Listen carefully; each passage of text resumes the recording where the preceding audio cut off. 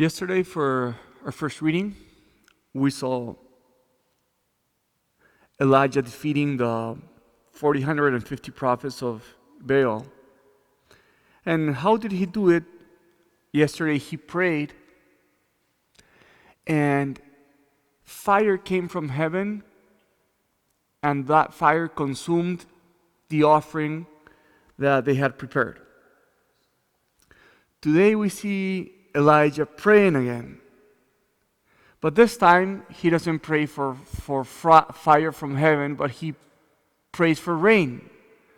And yesterday, the fire consumed the offering, but he prays for rain because rain makes possible the fruits of the earth. And again, God responds to Elijah's prayer. Yesterday for fire, and he received fire. Today, he prays for water, and he receives water. So the question is, why does God always give Elijah what Elijah asks for? What's so special about Elijah that everything that he asks from God, God receives? He receives it from God. And why is it so different for us that we ask for things and perhaps we don't receive the same answers as Elijah receives from God? And I remember reading a book many years ago that gave the following hint, and I think there's something true about this. The book said, the more a person conforms his will to the will of God,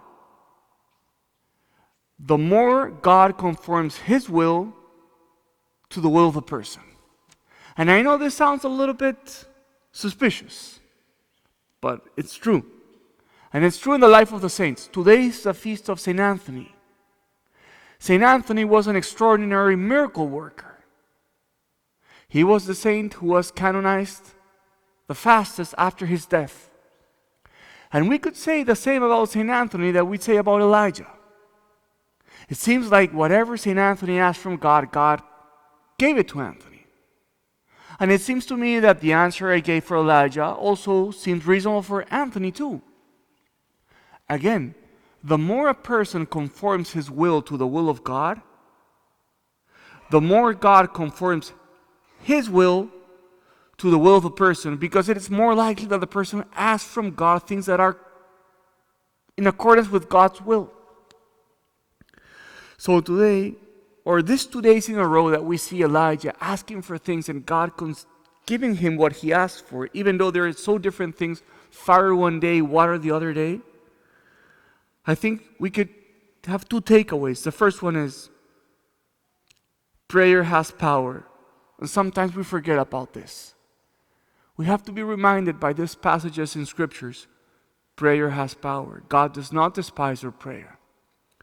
But we could also say, second takeaway, it is more likely that God gives us what we ask the more we do what God asks from us. The more we conform our will to the will of God, the more likely it is that God will also conform his will to us.